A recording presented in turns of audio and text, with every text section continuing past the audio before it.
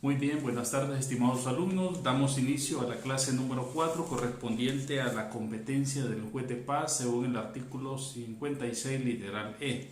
En esta clase pues daríamos ya finalización a este tipo de competencia que tiene este funcionario y entraríamos a ver la competencia de los jueces de instrucción.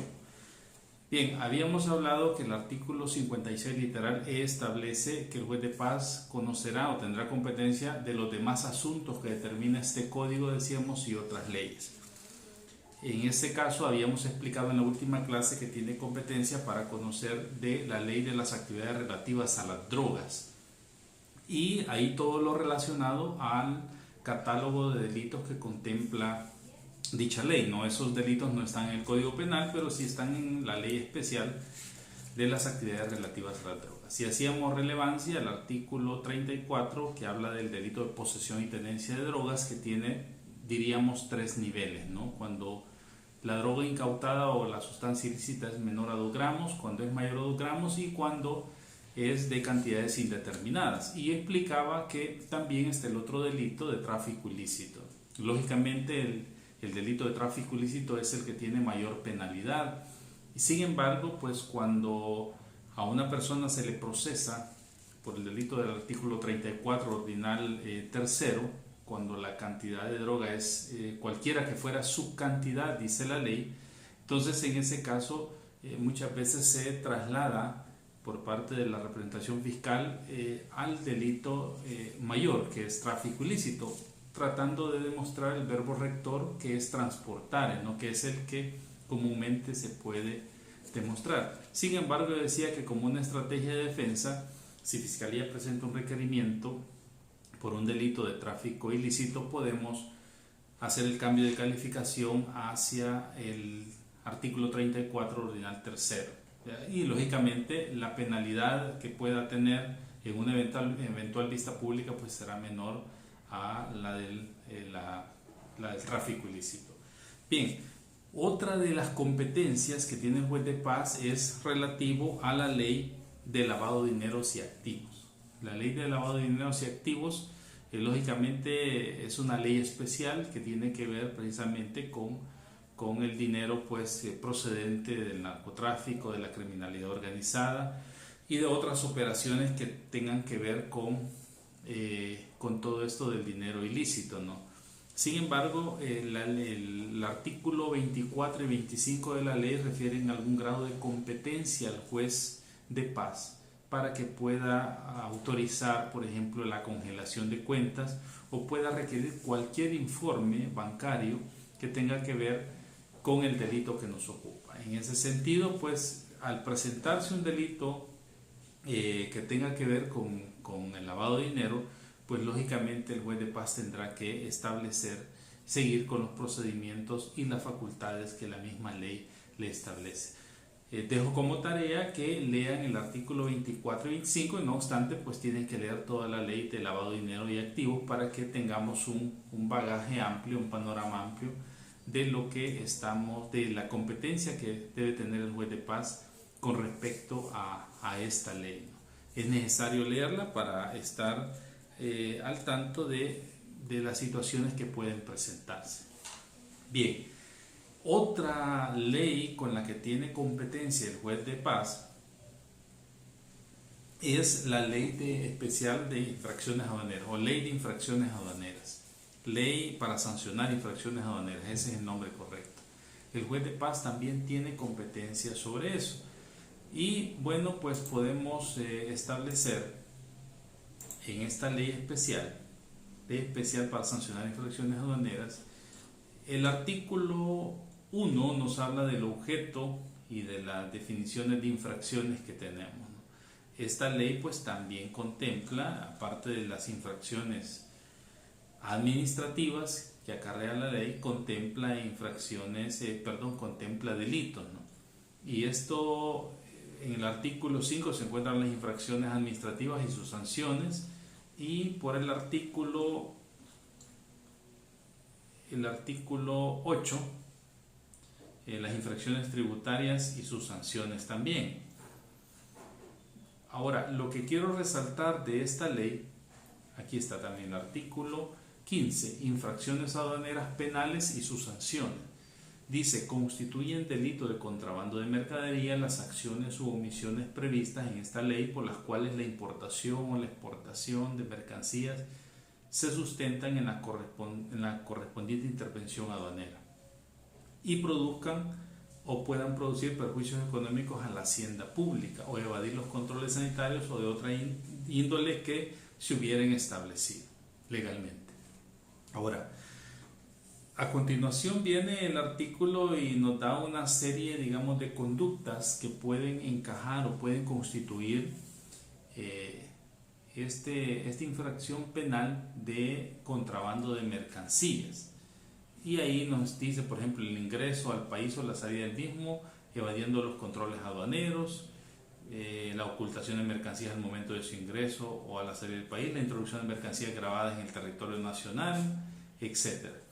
Lo importante de esto para conocer en términos, diríamos, estratégicos, es que el artículo 16 nos da una salida también para aquellas personas que cometen este tipo de infracciones penales aduaneras. Y por ejemplo dice, los autores del delito de contrabando de mercancías serán sancionados con prisión de 6 a 8 años. Nótese que es un delito grave. Es un delito grave el que estamos ventilando, de 6 a 8 años. Por tanto, por ser grave hay desde el inicio pues hay una sospecha de que el imputado pueda evadir la justicia, ¿no? Es decir, lo que hemos aprendido en clase está la presencia del periculum in mora o peligro de fuga y lógicamente el fumus boni juris, la apariencia de buen derecho o la probabilidad positiva de que esta persona haya cometido el delito relacionado con las primeras diligencias que se tienen.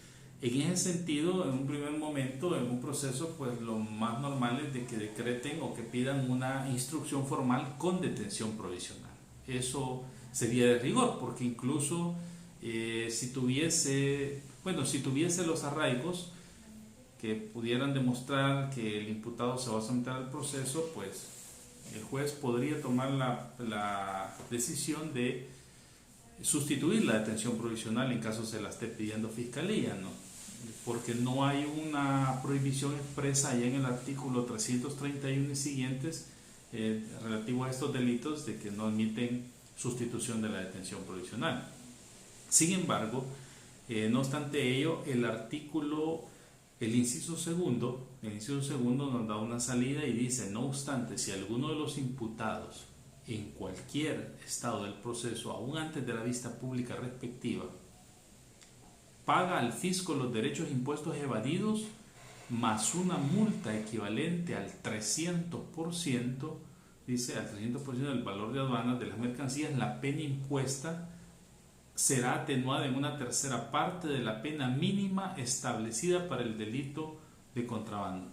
Será atenuada en una tercera parte de la pena mínima establecida para el delito de contrabando. ¿Cuál es la pena mínima establecida para el delito de contrabando? Son 6 años. Lo va a atenuar, dice, hasta en una tercera parte. Estaríamos hablando de 2 años. Cuando estamos frente a un delito de 2 años de prisión, pues es un delito donde generalmente pues el juez tiene la facultad de poder aplicar otro tipo de medidas, sino la prisión al imputado. En ese sentido, pues, pero es necesario cumplir con estos requisitos: que se pague el impuesto evadido más un 300% el equivalente a una multa, ¿no? Por eso. Entonces, siempre cuando se comete esta clase de delitos de contrabando de mercadería, porque el contrabando de mercadería implica diversas conductas, ¿no? Que se tipifican en el artículo 15. Cualquiera de esas conductas que puedan establecerse, hay una salida para el imputado en el sentido de que si paga la multa más el 300% del evadido, perfectamente puede salir en una audiencia inicial, ¿no? Ahí se toma la decisión de puede continuar el proceso, incluso salir en libertad, continuar el proceso, y cuando se llegue a la etapa de vista pública, pues se va a condenar si así lo logra demostrar la fiscalía, y en ese caso pues se va a sustituir la pena por medidas sustitutivas, otro tipo de penas menos graves que no sea la prisión. Muy bien, entonces esta es otra competencia que tiene el juez de paz relativo a la ley de infracciones aduaneras. También el artículo 56 literal genera una competencia al juez de paz en materia civil. Vean qué interesante este detalle. Genera una competencia al juez de paz en materia civil. Y esta competencia es básicamente para que el juez de paz conozca de los juicios o actos conciliatorios que puedan darse en los procesos civiles. El juez de paz, no solo en los juicios civiles, sino que el acto conciliatorio, como su misma palabra lo dice, es un acto procesal promovido por las partes a petición de parte, ¿sí? Para que el litigio se lleve ante la instancia de un juez de paz. Generalmente se llevan pues casos o litigios que son de menor envergadura, ¿no? O con menores consecuencias jurídicas, o que hasta ese momento no se ha logrado establecer una consecuencia jurídica directa.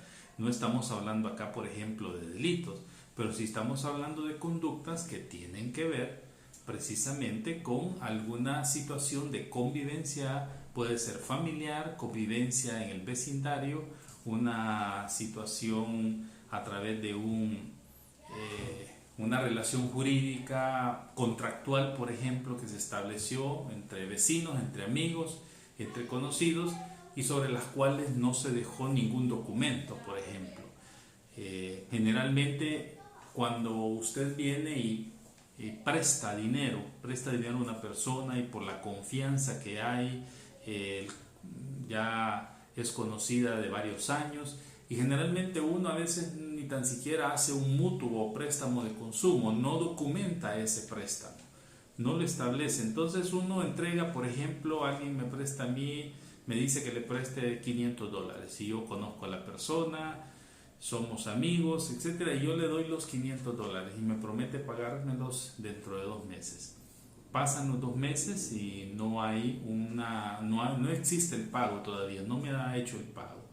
Y posteriormente así pasa el tiempo, 6 meses, 8 meses, y no se realiza el pago. En ese caso, ese acto jurídico, que definitivamente ahí hubo un contrato, porque los contratos también pueden ser verbales, hubo un contrato, hubieron ambas partes, estuvo yo como acreedor, la otra persona como deudor, hubo un objeto que era el dinero, el objeto era lícito, y la causa de él, pues por la quería para unas medicinas, su causa era lícita también. Entonces hubo consentimiento, se perfeccionó el contrato como tal, pero es verbal y no tenemos cómo documentar eso, no hay testigos tampoco. En esos casos, un caso de ese tipo pudiese llevarse ante un juez de paz a través de un juicio conciliatorio o un acto conciliatorio. Eso lo establece el Código Civil también. El Código de Procedimientos Civiles y Mercantiles establece la competencia de los jueces de paz para conocer de estos actos conciliatorios.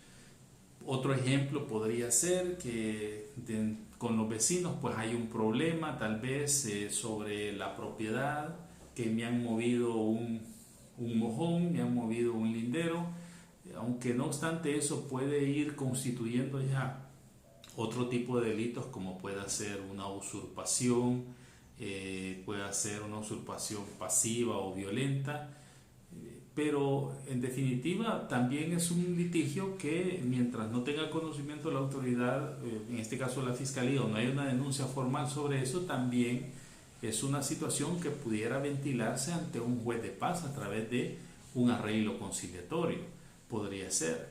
Entonces, es decir, llevar al juez de paz sobre aquellos casos que tienen al principio una menor incidencia jurídica. Esa es otra competencia que tiene el juez de paz.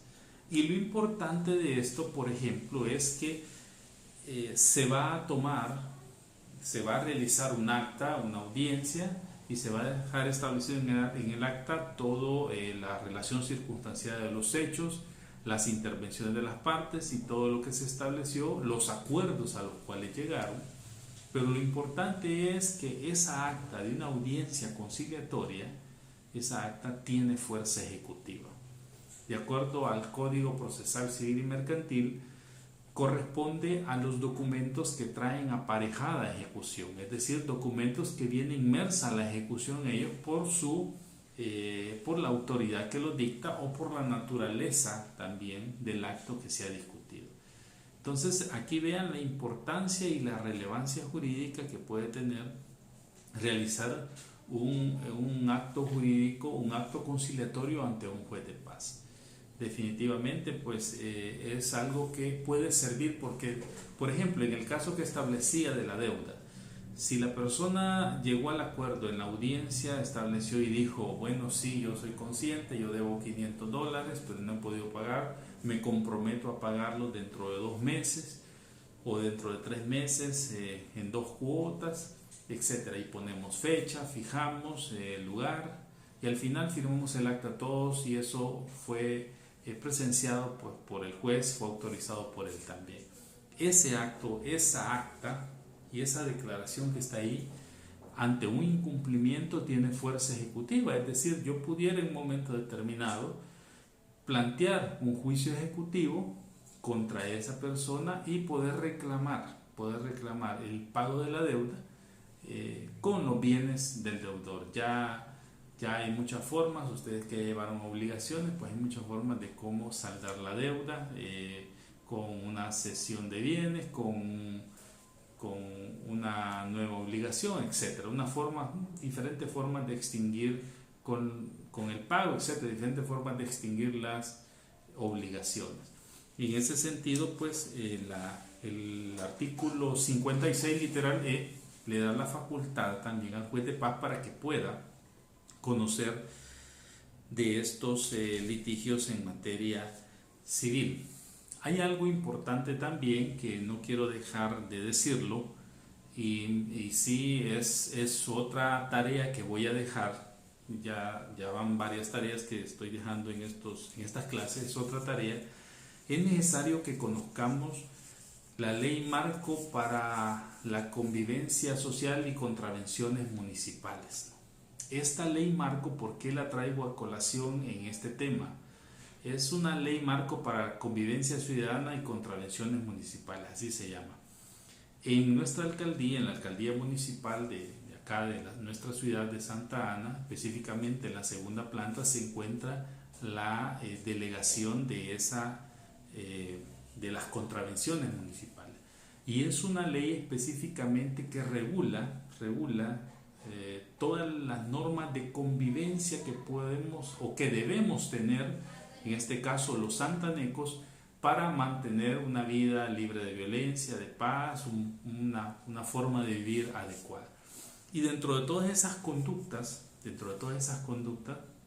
están situaciones que se presentan en la vida diaria y que muchas veces llegan a los juzgados de paz a través de los juicios conciliatorios o los actos conciliatorios, como por ejemplo pensar que una persona saca su perro por la calle y deja sus heces frente a mi casa, etc. Esos son juicios que a veces se llevan a los juzgados de paz a través de actos conciliatorios, pero con esta nueva normativa contravencional y de convivencia ciudadana también tenemos otra herramienta jurídica para seguir un proceso, llamémosle, ante la vía administrativa y poder solventar eso. ¿Cuál es el efecto jurídico que pueda tener esta nueva normativa o esta nueva, disposiciones de la ley marco para la convivencia ciudadana? Es que el delegado emite al final del proceso una resolución y en su calidad de funcionario público, cualquier persona infractora de la ley marco para la convivencia ciudadana está en la obligación de cumplir la sanción que se coloca. Y ahí van sanciones, por ejemplo, desde una amonestación verbal hasta multa. Pero si la persona hace caso omiso ya cuando ha sido declarada responsable de la infracción de una normativa esta, hace caso omiso a la sanción que coloca el delegado, pues entonces automáticamente esta persona estaría cometiendo un delito, desobediencia a una orden emitida por funcionario público. Es un delito que se contempla en nuestro Código Penal, desobediencia a una orden emitida por funcionario público. Entonces, esto, la relación que tiene con el juicio conciliatorio y por qué lo he establecido con esto es porque también es necesario que conozcan esa ley marco, porque muchos de los problemas es una tercera vía, podríamos decir. Podríamos tener una segunda o tercera vía. El juicio conciliatorio a través de un juzgado de paz o un juicio administrativo por la ley marco de contravenciones municipales y convivencia ciudadana. Que es necesario leer esa ley, ya les queda como tarea leer la ley sobre eso y establecer también el procedimiento que se sigue en esta ley a través de un esquema.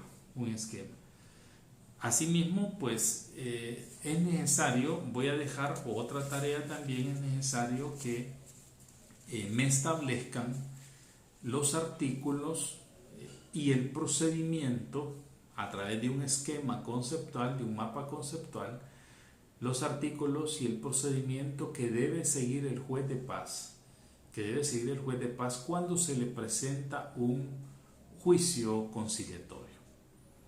Han habido variantes, ¿no? Por ejemplo, antes, estos juicios conciliatorios, antes de la entrada en vigencia del Código Procesal Civil y Mercantil, se manejaba pues que era un juicio donde se podían nombrar amigables componedores o personas que acompañaran a los agraviados, a las partes, al denunciante y al denunciado, ¿sí? La ley así lo contemplaba como la presencia de amigables componedores. Ahora no, ya el Código Civil establece pues que cuando se inicia un proceso de esta naturaleza, un proceso civil o un juicio civil ante un juez de paz, es necesario que las partes sean acompañadas por abogados, ¿no? Por sus representantes legales. Entonces el proceso ha cambiado totalmente por la formalidad que tiene. Entonces voy a dejar otra tarea y es la siguiente. Necesito que establezcan mediante un esquema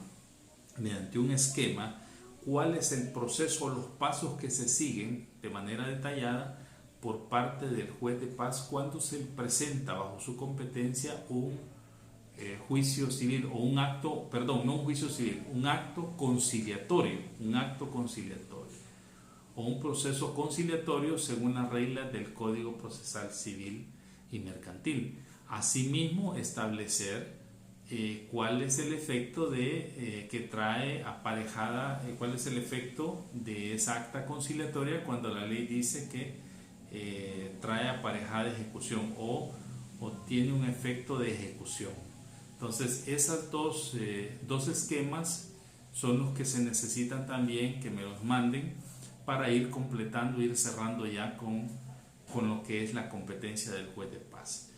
Voy a recapitular las tareas que tenemos que he dejado en estas clases. En un primer momento es necesario establecer cuando la ley dice de los demás asuntos que determina este código de otras leyes, artículo 56 literal E, establecerme dos ejemplos más de los cuales el juez de paz tiene competencia. Cuando dice de los demás asuntos de este código de otras leyes, yo les establecí uno cuando el juez actuaba a través de una comisión procesal y explicamos cómo eran las comisiones procesales que podían darse si el juzgado que solicita la comisión procesal es de mayor jerarquía, pues entonces estará solicitando un despacho. ¿Sí? Si es de igual jerarquía, estará solicitando una comisión procesal. Y si el que solicita es de menor jerarquía hacia otra mayor jerarquía, será una comisión rogatoria o un suplicatorio. Entonces hay que establecer otros dos ejemplos de estos actos que conoce el juez, no de comisiones procesales. La comisión procesal es un asunto que conoce el juez, pero hay que establecer otros dos asuntos. La segunda tarea era establecer cuál es el procedimiento detallar el procedimiento de la ley contra la violencia intrafamiliar. ¿Cuál es el procedimiento administrativo que debe seguir el juez de paz cuando se presenta un caso de esta naturaleza? Y hasta su resolución, cuáles son las sanciones que puede establecerse. La tercera tarea correspondía a establecer o a detallar mediante otro esquema el procedimiento que va a seguir el juez de paz respecto a la destrucción de la droga, o a dónde tiene que hacer la petición, quién va a hacer la destrucción, etcétera. Eso es de acuerdo a la ley reguladora de las actividades relativas a la droga. Y si hay algún tipo de objeto vinculado con la droga, ¿qué se puede hacer con ese objeto? Estaríamos hablando de vehículos, podrían ser, o armas. Esa sería la tercera tarea. La cuarta tarea tiene que ver con la competencia que tiene el juez de paz.